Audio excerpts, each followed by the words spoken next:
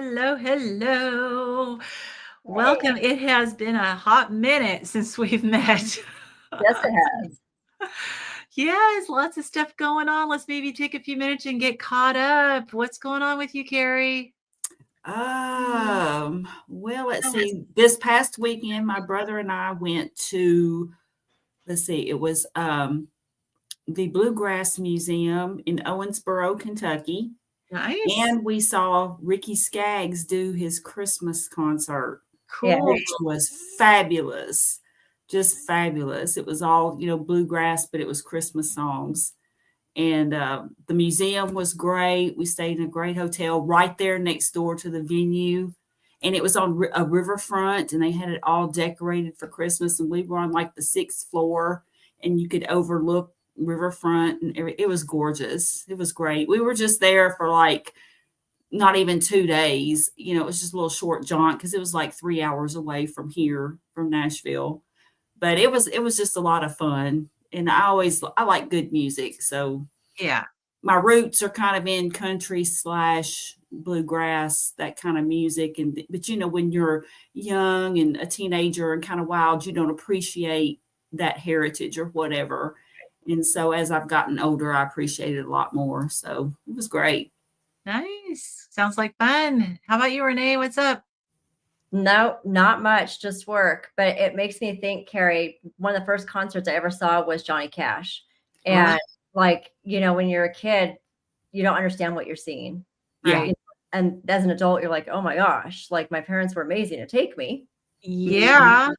But yeah, so that's funny you say that, because my aunt was like in the outskirts of the country business and the music business. Like, she opened for some big acts and stuff. And I remember I got to go backstage at the Grand Ole Opry and met like, Ernest Tubb and just all these kinds of people, which, I didn't really know. Yeah, I just didn't think, I certainly wasn't a brat or rude or anything, but I just didn't understand the importance of meeting people like that and seeing. Yeah.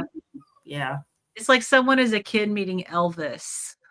Right. Yeah. You don't really appreciate it until you're older. Right. I never had the opportunity to meet him, but when I have my dad's cousin he doesn't call himself a violin player. He calls himself a fiddler. But he's like high level, and he played with Elvis, and he's like, people in the country music, like longtime country music industry and stuff, would know him. He's old now, but he played with Elvis. But I'll have to get his name. Do I have a pen? Because my dad would probably know who he is. My dad was like kind of on the outskirts of the business. His name is Huey Lynn Smith. Huey Lynn Smith. Yeah. So Dave and I went and saw the graves of Johnny Cash and June Carter Cash when we were in the Nashville area. We didn't know that we didn't do it on purpose, but Dave and I were out geocaching. Okay. And I always actually really I love cemeteries. It may be a weird thing, but I love cemeteries. I do too. Not only do I find them really peaceful and often very beautiful and nice places to go walk, but then I love the geocaches that are in cemeteries, because they take you to the graves of interesting people. Oh, wow. Yeah. And we've done many of them. And lots of times when we're at a new place, if I see there's one in a cemetery, I'll be like, yeah, let's go do that one. And cool. Yeah. So this is what this one was. It wasn't one where you actually go find a physical cache. It's one where you have to answer questions at the different locations. And so we went to the cemetery, and it was these different country music people. And then the last stop was the graves of Johnny Cash and June Carter Cash. I was like, oh my gosh. Wow. In, Carrie? I have not. Well, wait a minute. I take that back. I have been to their graves, and they used to live in Hendersonville, Tennessee, is where they lived, which is right down the road from where I live, and from where I grew up. And I remember we used to drive. They lived off by the lake over there, Yeah, And my so nephew we would and his family live in that area, so we were on the way to go see them when we stopped by. Uh, oh, how wild. yeah, Small yeah. world. Yeah, yeah, really cool. So their gravesite is really beautiful and, big. Did you get a chance to visit the Hermitage, home of Andrew Jackson? That's right down the No, road from me. we Yeah. were there a shorter period of time. We figured we're gonna be back again in May, Yeah. for meat stock in Tennessee at least, but maybe not in Nashville, but we wanna spend more time in Tennessee and The Hermitage is amazing. And then there's a smaller home that he had built for his wife, Rachel. And so they're right there, like together, like the Lebanon Road, like separates the two homesteads. It's just awesome. yeah, it's cool just to go to new places and explore and do things and stuff. And so we've been since we met, I've been to Hack Your Health, Right. and Dave and I spent 2 weeks in Florida. Mm. I got my first carnivore cold. Like, I don't know. Okay, so the Adam's theory is that it was just too many stressful things going on at once. And because we were in contract on the 28-acre property with the crazy Frank Lloyd Wright style house. Yay! It has never been updated since it was built in 1979. We are in contract. We got a full price offer on our house, but the people buying our house have to sell their house. There's no more contingencies after that. It's like we're not going to create this domino of contingencies. So we just have one more step, which is for them to sell their house. And then yeah, but we're going to probably end up moving probably late January, which is not what we like. Cold. Yeah, yeah. So, someone's asking us, what are we talking about? Like right now, we're not talking Yeah, about no. living purposes. So we can definitely segue into that. But I do want to share one more little thing. And then we'll segue into the topic of what we're discussing. So one thing I should have done this a long time ago because I've had my genetic data and my strategy report for like a year at least that I got. So I pulled my data off of ancestry.com. I paid the $100 and got the strategy report, which is so thorough. It's a 124-page report. But it can be kind of complicated. And so I took my strategy report and I asked AI to analyze it for me. Not that I'm going to use that as the go-to, like be all end all, Right. but I was like, can you please analyze this, pull out? And I told it, okay, these are some symptoms I'm still struggling with. Can you tell me, are these explained by some genetic variants? And so it did the analysis, and it's every single little extra symptom I'm dealing with, yes, can be explained by the genetic variants. And it gave me a customized protocol of some additional supplementation to help support these pathways that aren't where I'm not breaking things down properly. Um, Wow. and so I ran that by my naturopathic doctor just to make sure, got the stamp of approval because I'm not going to go make decisions based on AI, right? Right. So, but I ran it by him. He's like, thumbs up. So it's been about a week Hmm. since I started this protocol. So I'm factoring in placebo effect because I'm like, yeah, and also there's been some days where I've been kind of fatigued. So I'm thinking if I'm detoxing better, there may be some things I'm watching. But one of the things I noticed, two things I've noticed. One is that my hands and feet are no longer cold. I was always cold. My hands were always like ice cubes, at least in the wintertime. Yeah. My hands are warm now. So Wow. something is happening. Like that was not a placebo because wasn't even anticipating that. And so something's being metabolized better and I'm assuming my thyroid is being helped. Um, and I have actually started losing weight again. Yay. Wow. I am Yeah. so happy for you. Wow. Oh my So goodness. how many new supplements did they or did it or whatever recommend that you take? it was probably like 8 So different things. so how many things did you start taking? Like, did you do one, like, are you doing like just one right now or two of them or? No, I just started the whole protocol. At the same time, I just wanted to evaluate the protocol as a whole. Yeah, okay. Assuming that there was some synergism between some of them, that they were working together. Um, yeah, so that's good. And I was also, so one thing that's to me is a scale victory, but it's also kind of a non-scale victory too, because it's like boosted my ego. I remember, I don't even remember, I need to go back and find the video where I was like, I'm now within 100 pounds of being my husband, his weight. And I remember going, I only have 100 more pounds to go before I, weigh same as my husband, which, women hate weighing more than their husbands, right? I weigh 2 pounds less than him now. Oh. You could have led with that. I know, I Yeah. know, I know. So, yeah, so that's like, yay. It's amazing to me that it's like, wow, I don't feel like any time has passed. It's like, stay the course, everybody. It's like time passes no matter what you do. Time is That going, is true. you know.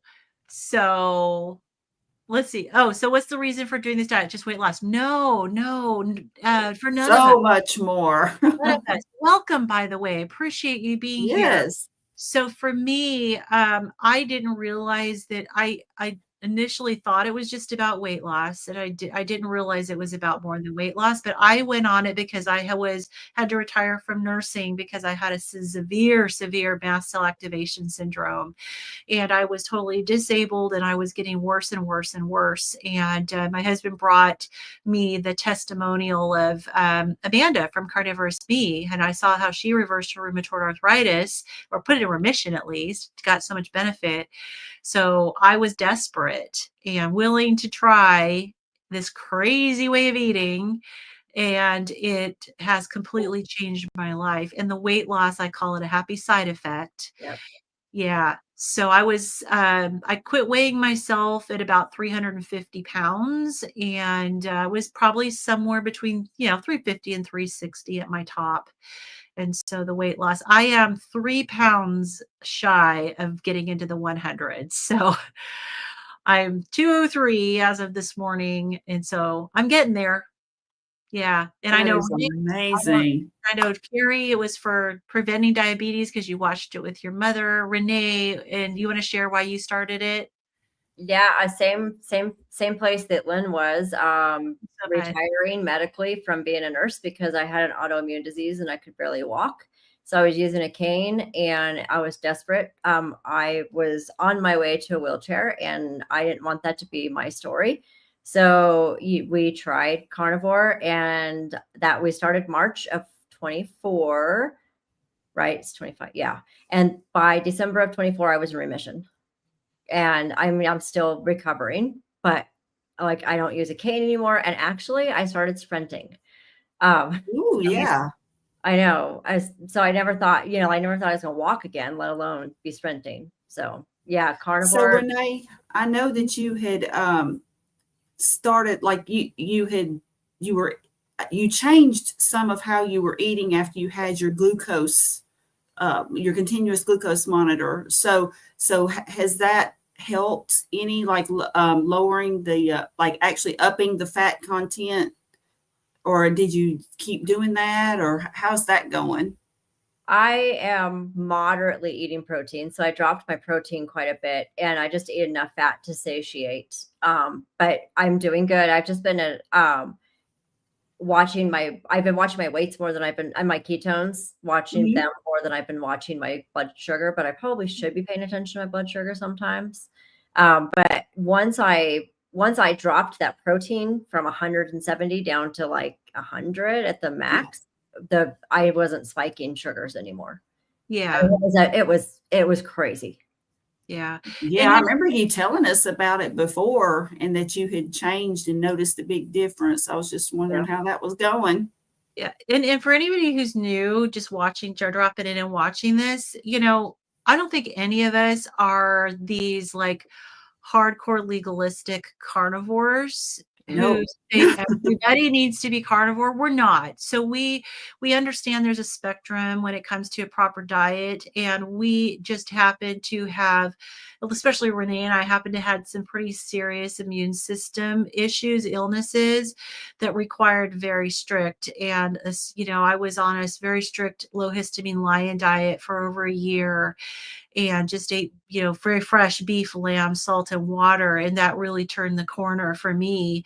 But we know that there's people that do well, can still do well on a ketogenic diet, low carb, high fat diet. It is a spectrum. So if we know that there's a lot of people out there that are super, super legalistic, but I don't think we're like that. And the one thing that I would like to say is that once I got the healing, so I was the same way, like Lion, for almost a year, and then started adding other meats back in. But I now have ferments, and I eat some olives and some pickles and some avocado. And actually, I eat homemade sourdough bread twice a month to push myself out of ketosis, because my primary care doctor wanted me to flex in and out twice a month. And I refuse to eat vegetables that have high carbs or fruit. So that's where I. Yeah, because it can be very inflammatory when you have an immune system, problems with your immune system. So, yeah, absolutely. So I didn't have to stay. Just for anyone who's new too. So that was me before, but this is my rosacea, which was just an indicator of the inflammation in my body that was everywhere. Every organ was impacted with my illness, but it really showed on my face for sure. I was swollen, and my skin was in terrible condition. And that's actually like a year-old picture. So the weight loss has been nice. Yes. So, okay. So yeah. So we spent a little time getting caught up. We do that sometimes, but this is what this is all about. So we are going through this. So the textbook is called Ketogenic, The Science of Therapeutic Carbohydrate Restriction in Human Health. Also, I started the Nutrition Network courses, so I'm in the process of getting certified as a coach. So it's a lot of studying, and this is one of the books we're going to be studying. So to clarify, this is not a book club, so we don't read ahead. We read and discuss as we go. So this is a live stream for science nerds. So if you want to listen in, just hear the book. It is a very meaty book. It's a medical textbook, pun intended. We've gotten this far. We've been doing it for a long time. We're on chapter 3, which is the endocrine chapter. Let's see. Steadfast. I have never had one for body fat, only bone density. Oh, probably the SMART scale. Yeah. All right. Okay. Oh, a DEXA scan. Yeah. Okay. Sorry, I'm getting caught up here with the, let's see, questions. Can you eat unlimited food on this or lose and do calories still matter? It's not a straightforward yes and no question on that. I found that initially the best thing for me was to not focus on volume and restricting, because I was coming off of a major carb addiction and sugar addiction. So for me, making sure I fed myself well was really helpful for transitioning over. And I had so much weight to lose initially. The weight was just coming off. I've only had to really mix things up when the weight starts to stall. And I know our bodies do tend to want to settle into what we're doing. And so I've changed things now to where I mix up my macros. I mix up the quantity of food I eat. Sometimes I do OMAD. Sometimes I eat 3 meals a day. Sometimes I intermittent fast and have a 6-hour fasting window. Other times I don't. And so for me, mixing it up has been helpful. But I think it's very individual as far as customizing it to what works for you. What do you think, Renee, with your coaching? What do you find? It's so hard to talk about calories, because calories really don't matter when you're not trying to eat the American Standard Diet. So I would just put calories out the window and just look at making sure that you get enough protein. And like 1.5 grams per kilo is ideal body weight. Yeah, of your ideal body weight is a really good place to start. and go from there, and then just eat fat to satiate, to get to where you're full and you feel good and you feel like you're getting what you need. Yeah, and some people need more fat depending on if you're trying to heal your nervous system, your brain, Mhm. autoimmune diseases initially. Sometimes you have to, or balance your female hormones if you're women. Sometimes you need to choose between weight loss and healing. Sometimes you don't. It depends on how your body responds, but the amount of fat you eat can really make a difference in your healing. So, yeah. So, okay. So we left off. On Um, page 143. yes, 143. And so, Carrie, do you want to start? Yeah, I'll go ahead and start. I think it's my turn. Okay. Probably is. Yep. All right. Medications that increase ketoacidosis risk. SGL2 inhibitors. These medications carry a risk of euloglycemic ketoacidosis. Therapeutic carb restriction alone cannot cause ketoacidosis, but it may enhance the risk posed by SGL2TI by lowering insulin concentrations because insulin inhibits ketone formation. SGLT2I induced ketoacidosis may occur with normal blood glucose concentrations, and this heightens the risk of ketoacidosis going unrecognized. Okay, so let's look at that again. Okay, so it says ketoacidosis may occur with normal blood glucose concentrations with the SGLT2I induced. Okay. Yeah. So for people who are so normally ketoacidosis is not even a risk for regular type 2 diabetics. And because it's really just very rare, and it's more likely to happen with someone who's not controlling their type 1 diabetes very well, because it has to do with very low insulin and your blood sugar going high. But the point here is that people on these particular classes of medications, the medication is making your insulin levels go low. So you got to be careful with someone who's on these medications. Of course, and even people should, if they're on the medication, should be working with their doctor, but it's something to be aware of. I didn't know that you could actually have the ketoacidosis with normal blood glucose See, concentration. that's what caught my eye there because I was like, what? Wait, what? Yeah. I don't know. Have you heard of that, Renee? Nope. I had no idea. That's pretty wild. Okay. It is worth noting that a very low carbohydrate diet, typically less than 50 grams of carbohydrate per day, can produce a physiologically normal state of ketosis that should not be confused with pathological state of diabetic ketoacidosis. And we actually have a family friend who was a physician who actually would get that confused. So it's out there. A medical person, and this is a very smart person, but they know better now. But anyway, despite recent literature supporting slight cardiovascular risk reduction and renal protection of SGLT2I, it is recommended that SGLT2I are used with caution in those adhering to a low carbohydrate eating plan. It is appropriate to stop these in many cases, particularly in those adhering to a very low carb, 30 to 50 grams per day. A GLP-1 agonist is a safer choice as a second-line agent after metformin. See Murray et al. For a second, because this comment came in. So I think GLP-1 and strict carnivore can cause ketoacidosis too. She knows someone, I assume you're a female. Hopefully I'm correct on this, but I don't know. Let me know if I'm wrong. She says, I know someone who did both and their CO2 levels went way under range and they had to go to the hospital. So that's really interesting to know, like, if that was a weird exception for this specific person, or if that's something that the medication was doing. I'd be curious. Or even just the dosage. I don't know, because this says it's the safer choice, but then again, also, this book was written in what, 2015? So I'm thinking it came out later than that. I have dealt with high ketones, like crazy high ketones 2023. in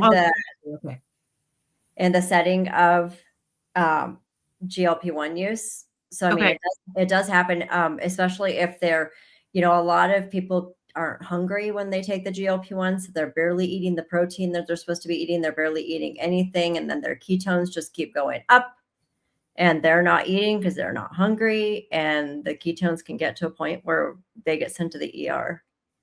So they're just not eating enough. So you have to be very careful on those GLP-1s because they are designed to repress your appetite. I mean, that's one of the side effects. But you have to eat. Yeah. Especially to prevent muscle wasting, you really have to eat your protein because the GLP-1 will waste your muscle. It doesn't care. Mm-hmm. Yeah. Yeah. So it's a cautionary tale, Yeah. Sure you're working with your doctor whenever you're changing your diet and you're on diabetic medication. Yeah. Okay, so we have medications with minimal risk but little to no benefit.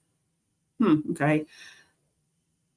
Thiazolinidones. I don't know how to pronounce that word. One of you can feel free. Whoever named that is masochistic. Yes, they are. Thiaz. We'll just call it the Thiaz for short. I don't know. These agents are safe to continue from a short-term perspective as they do not cause hypoglycemia. Concerns exist over their long-term safety, including risk of bladder cancer, heart failure, and reduced bone mineral density. Yikes. It is recommended to stop Thiaz. TZD. Okay, yeah, we'll use that. As soon as glucose concentrations allow. TZD are also known to cause weight gain. Oh, please, let's all take that. Archibose.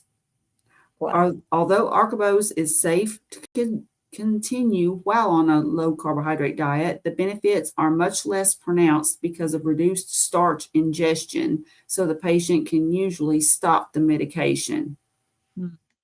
Okay. All right. Yeah. So working with the doctor is super important. Right. More frequent monitoring. Yeah, Mike, you're right. Poor Carrie got the pharma section. I think the last time I read, we were going through the list of medications and their indications, and I ended up with some of these same words. And no, I didn't learn how to pronounce them any better since then. So ketoacidosis with normal blood sugar, how would this show up and why?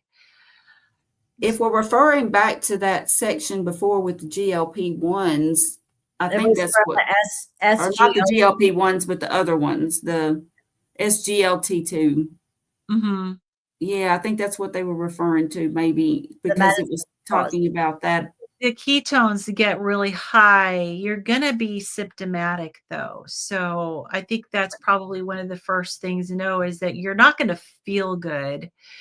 I honestly, it's weird because the fact that you would have low, your blood sugar wouldn't be high also is just strange, because usually when you think of ketoacidosis, you're thinking of people who are like their blood sugar is out of control. Like a blood sugar of over 1,000. I mean, really high. Yeah, super high. But yeah, I mean, I guess it's the medication that just does it. It just causes that effect. Yeah. I mean, this is all is theorizing because I mean, until she mentioned that it was like that's happened to somebody, I didn't even know that could happen. Yeah. So it would just be a theoretical, but I would imagine you wouldn't feel good. Like she said that the CO2 levels went way down. I mean, your blood gases are going to be off. You're not going to be feeling good. Yeah.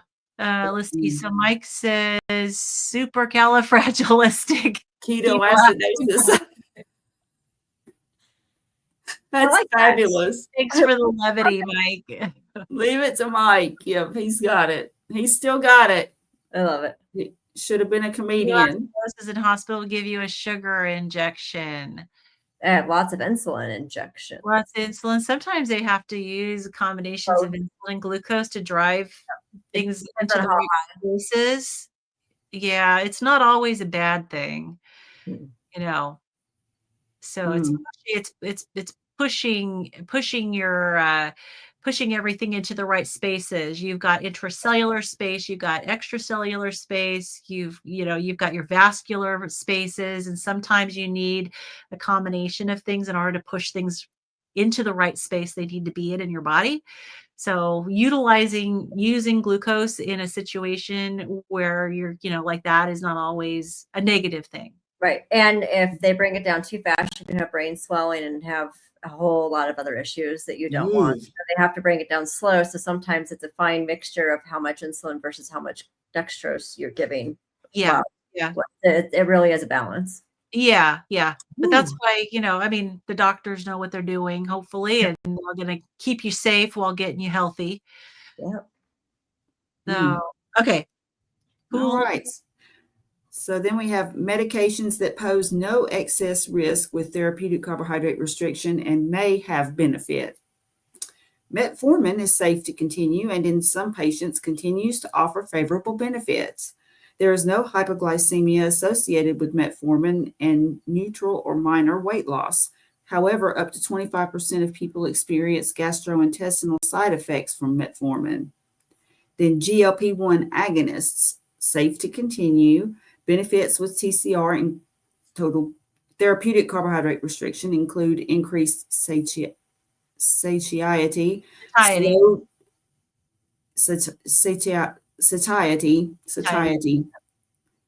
slowed gastric emptying, and cardiovascular benefits. With sustained therapeutic carbohydrate restriction, people may be able to stop their GLP-1 agonist. However, guidelines encourage continued use for those with atherosclerotic cardiovascular disease or high atherosclerotic cardiovascular disease risk independent of A1C.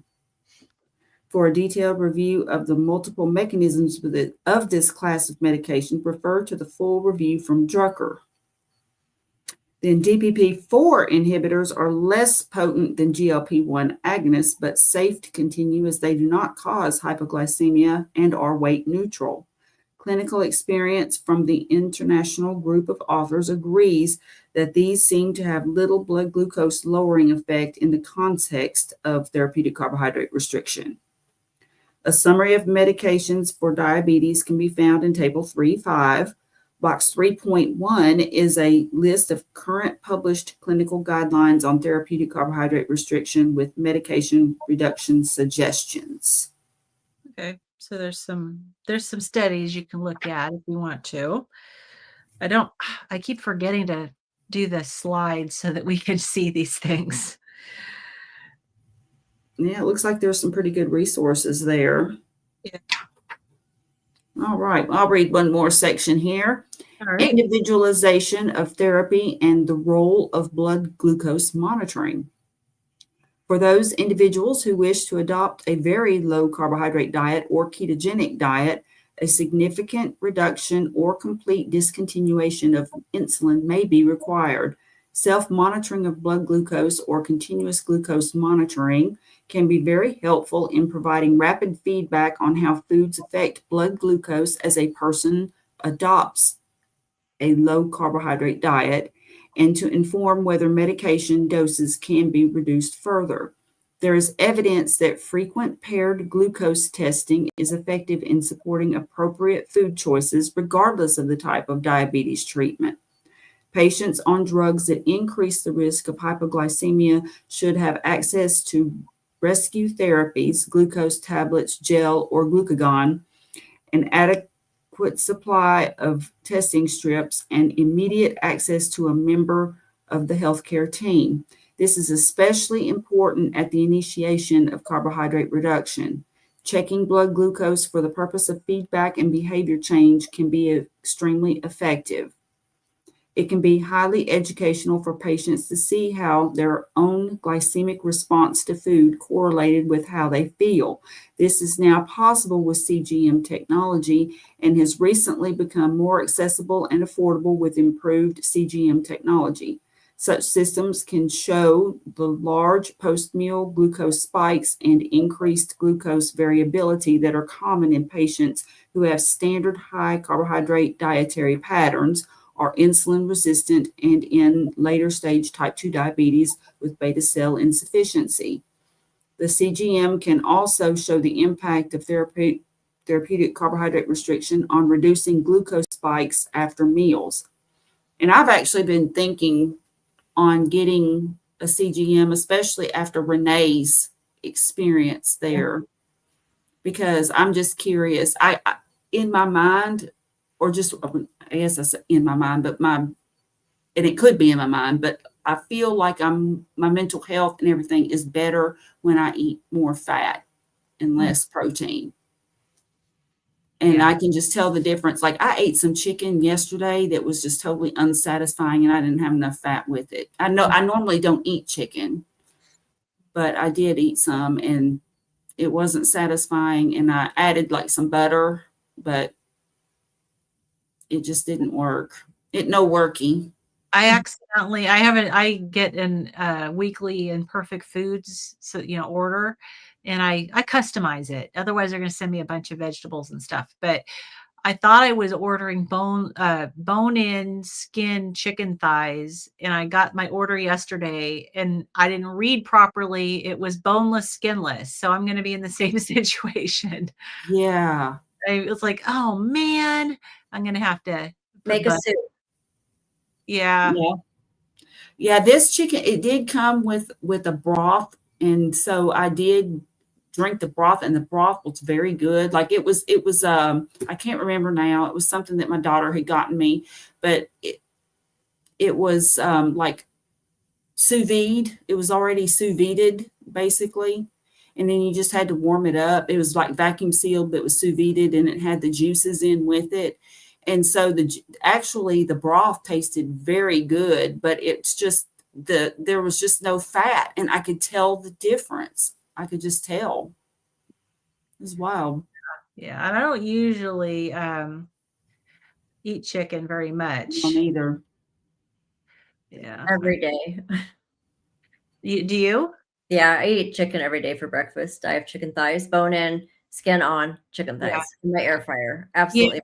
I like chicken, although in the past, if I have to be very careful with chicken. It really needs to be that like good quality organic pasture raised chicken, because otherwise I've had times where my throat has swelled with eating chicken. It's caused an anaphylactic reaction for me, and it just has to do with the quality of the chicken. So I'm careful. I'm better now. I think I can handle things better now than before, but I'm not going to push it, just like I'm sure you've like we talk about being in remission, right? Not necessarily that we're cured. Right. I don't think that if I start doing the things I used to do, I'm going to be okay. I'm not. I Right. have to be careful. Right. And my husband and I, this is a constant conversation because my antibodies are 0 in my body, which means there's no sign of my disease. But my doctor uses the word remission, not cured, not gone forever. And I have this fear that if I ever go back to eating the way I was or being, like I am so scared of it coming back that will keep me this way for the rest of my life. Like there is no option to not be this way. I'm the same. I am too afraid, and it's not just the symptoms of my illness, it's also the addiction and my addiction brain. And so I got to figure out both of those things. Like I may be okay symptom-wise with my mast cell disease, but I could spiral out of control with the addiction. I'm not willing to take that chance. I've had too many times where I've been on diets, and I've had progress and I allow myself one thing and forget it. It's all over. not having depression and anxiety that has kept me in bed and made me like live a totally different life, like not having that anymore is huge. Being able to get on a plane and go see my son and not have to be medicated or have a panic attack or, I mean, like all of that, I don't ever want to go back. I mean, truly, yeah. Yeah. Nope, me neither. Same. Awesome. All right, Renee, do you want to pick up reading? Sure. Antihypertensive medication adjustment. It is important to review the medication list for antihypertensives. Blood pressure will need to be monitored either at home or in the clinic during the initiation of the dietary intervention. Patients should be shown how to self-monitor their blood pressure and made aware of symptoms of low blood pressure, such as orthostatic hypotension, which is lightheadedness upon standing, or severe fatigue. These symptoms and or systolic blood pressure below 120 mmHgs should prompt the reduction of antihypertensive medication. Hyponatremia may be exacerbated by SGLT2Is, thiazides, or loop diuretics. The initiation of the diet is associated with diuresis and natriuresis. Therefore, adequate sodium intake is emphasized to prevent dehydration and hypotension. And for those who don't know, diuresis is excessive urination. Natriuresis is urination of sodium. So it's basically saying, yeah, these medications can drop your sodium levels too low. Definitely not good. Nope. And you can also, the diet itself can cause these issues as well. So just the diet itself makes you urinate more at first and out your sodium, and then these medications can exacerbate that with this. Make you bring your sodium levels down even lower. And so that's one reason too why a lot of people recommend more salt and also like your electrolytes.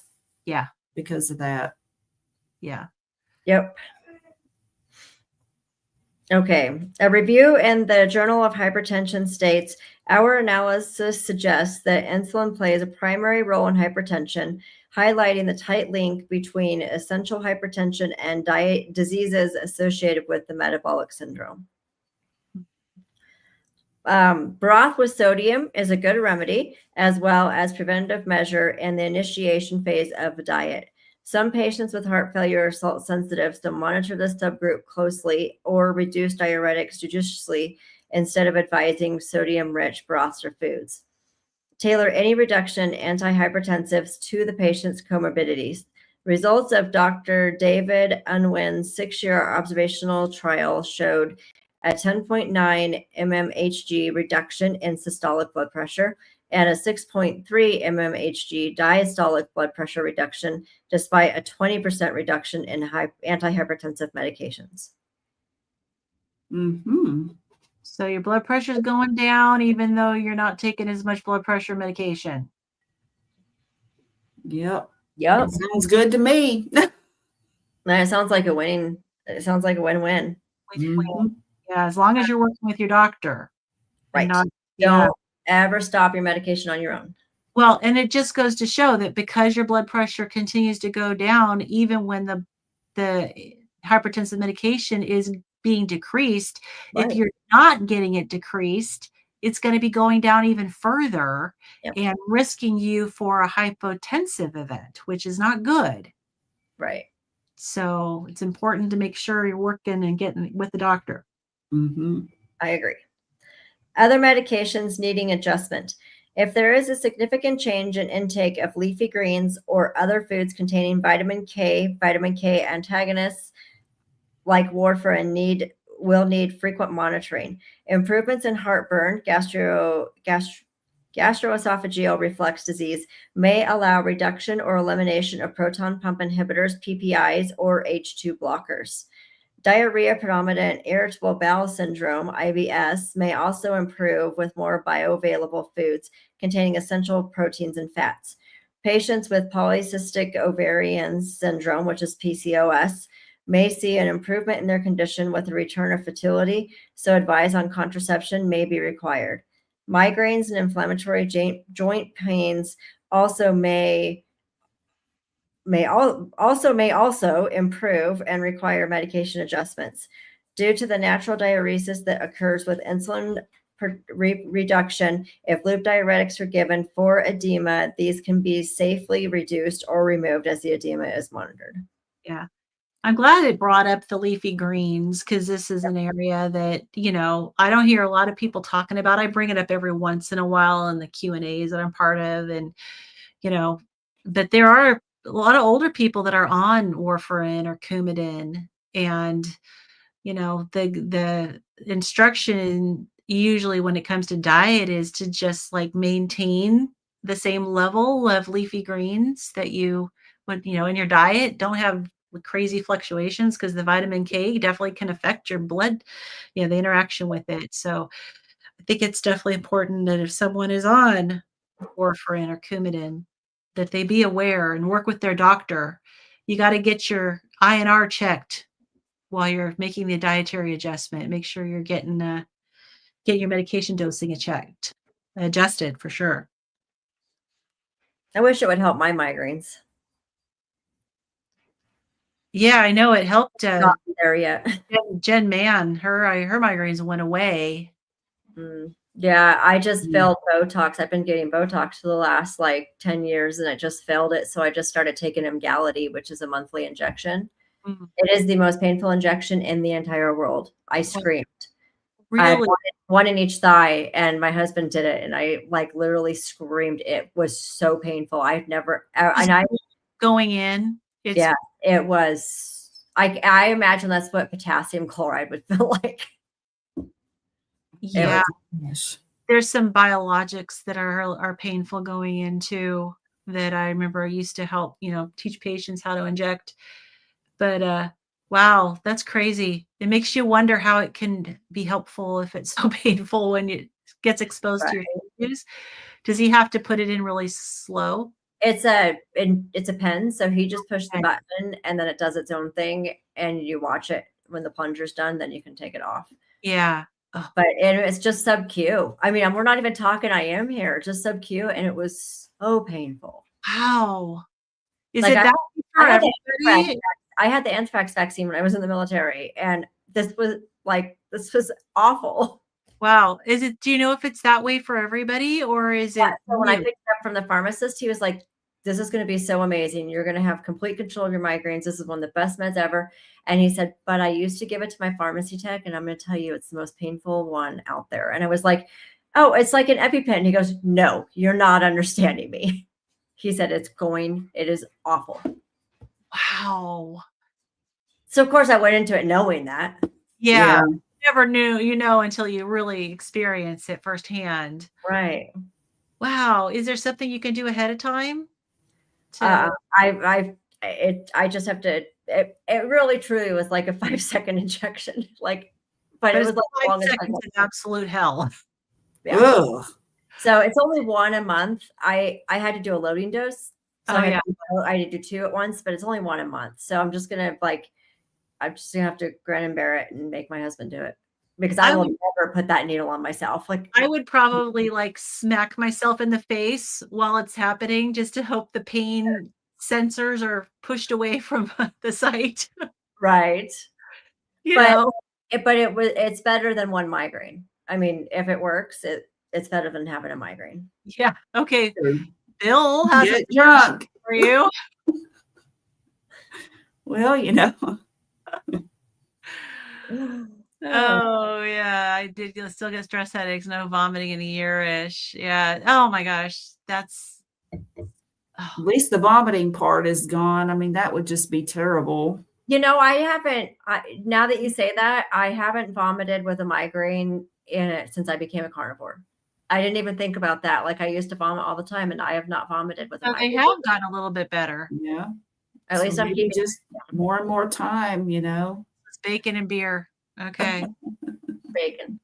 I think he says bacon is better than beer, which that is true. I agree with that one. Maybe if you put bacon on your leg and then inject through the bacon. Yeah, anything is better wrapped in bacon, right? Right. Oh my word. Oh, funny. Okay. Moving on.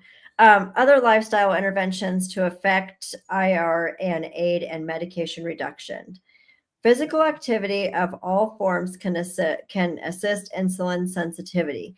This can be just the general movement of walking or having an active day to directed aerobic type activity, as well as high intensity activity and strength training. Adequate sleep, reducing stress, emerging data on the microbiome, time restricted eating, vitamin D status, genetics, and multiple other modulators of IR and sensitivity are now being discovered and individually tailored by clinicians and patients. A summary of considerations given to type 2 diabetes medication under a low carb diet or a keto diet is given in table 3.6. Okay, this table is so small. It sure is. Like, I need a magnifying glass for that. Yeah, I think even if I did actually have it open to show, it would not be helpful. It's basically the drugs, the diabetic drugs, what they do, whether there's risk for hypotension or not, and suggested action, like to whether to continue or to stop it, whether that's optional, whether you can continue it, whether you should stop it. I see that stopping and reducing are the dominant thing. Recommendation. Oh, yeah. Insulin. Yeah, they could have, like, seriously, they had more page. They could have made it bigger. They sure could have. Then you could like make copies and have, you know, you could have it as a handout even or something, but see it's just tiny. And I mean, my eyes are still pretty good. And I mean, I can read some of it, but I can read most of it, but you have to go slow. Yeah. I mean, it's basically a summary of what we've read. Yeah. It is. I just need Mike to know that if I got drunk, yes, I would vomit. Oh yeah. Right. Yeah. Put that out there.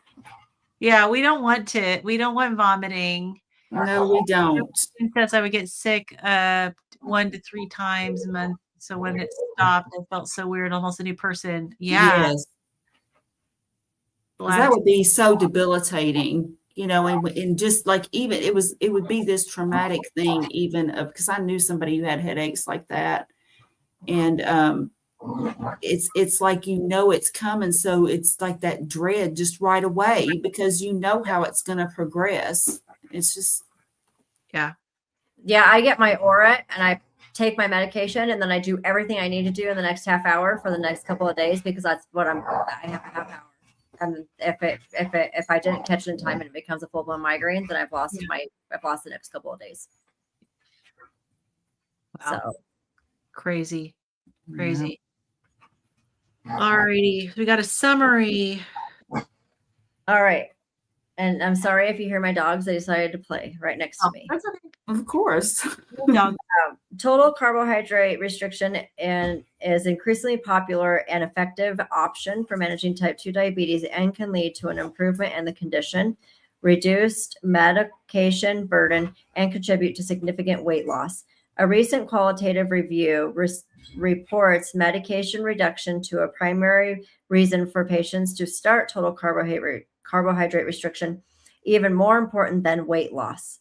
Safe initiation of total carbohydrate restriction in patients on medications requires significant monitoring and medication adjustments to decrease and eliminate the risk of hypoglycemia and hypotension.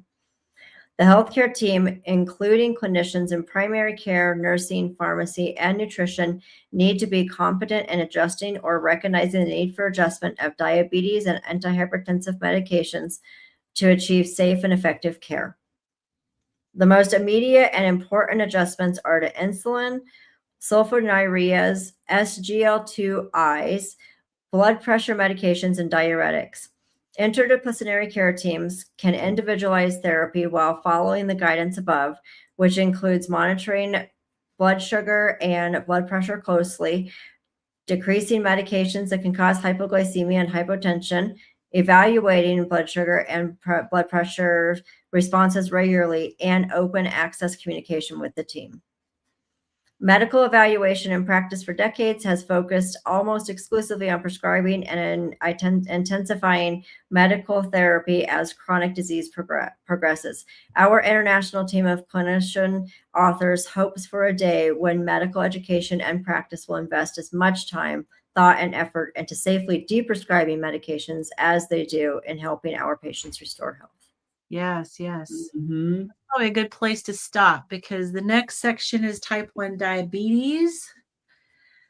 And it's so great that they've separated those out because so many people don't really know the difference. And it's really a misnomer to even call type 2 diabetes because it really isn't.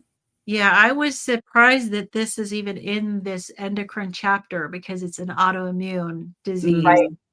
Yeah. So, but I guess they just decided to put it, and it does say that it results from an autoimmune destruction of the pancreatic cells. So I guess they had to decide what to put it in, and maybe putting it here Made because more there's sense. a lot That's of where most people associate because they're both called diabetes. there's also a lot of overlap in management too, because you're talking about managing insulin and blood sugar. And so there's definitely a lot of overlap when it comes to management.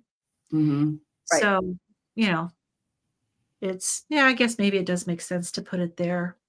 But it's, so this next section has Neville Wellington as the, one of the authors, and I know who he is now because he's one of the instructors in the Nutrition Network. Oh, wow. Yeah, so I actually listened to his lectures, so it'll be, it's like, cool, yeah, I know who he is now. All right. Yeah. Awesome. So, all right. Well, so let's see. So next week, I think I'm clear to meet again. Are you guys clear? Yeah, I should be good. I should be good. Yep. Awesome. And then the following week will be a traveling day for me.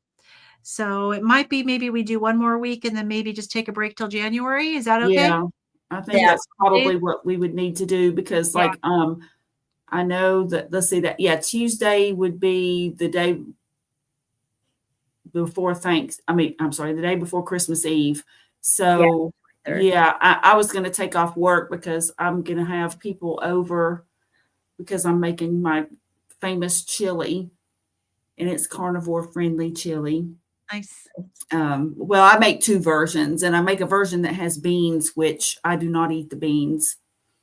So, like my son and me and my daughter-in-law do not eat the beans. My son will eat either version, Yeah. but then everybody else, like my dad and all these other people, they like the beans. So, Well, we're just my daughter and son-in-law and me are driving down to California to visit my sister and her Nice. family that's there. And yeah. And so her oldest son is gone carnivore and for oh, several months now. I think it's probably at least 4 months and doing it for weight loss. So we're going to be bringing Courtney Luna's cookbook and maybe making some of the stuff out of her cookbook. Last year, my attempt at making some additional types of foods for Thanksgiving was a dismal failure, but Courtney's recipes are a lot easier. So I've already made some of them, and they turn out pretty good. mm, Yeah. And my Space Force son is coming. I wasn't expecting him. I work Christmas and New Year's, and so I wasn't expecting him, and things fell through with his Hawaii trip. Okay. And so he decided to come down here instead. So I get to spend some more time with him. And his nana is getting a bone marrow transplant next week at the Mayo Clinic in Phoenix. And so Oh, we spend Thanksgiving up there with her, and we're gonna go and spend some time before Christmas with her again. yeah, good. Nice. Okay, so we will plan on meeting next Tuesday, and then we will be on a break. We take breaks, so like, this is our study club. So we that's just right. It's our do it club. when We'll break if we want to. right. All right, very good. Well, I appreciate everybody who has joined us. Appreciate your activity in the chat, your feedback, your comments, your humor, all of that. Love it. You have an absolutely wonderful week, and hopefully bring it on next week. Join us Yep. again. We'll dive into type 1 diabetes. Yeah. All right. Bye, Everybody everybody. have a great rest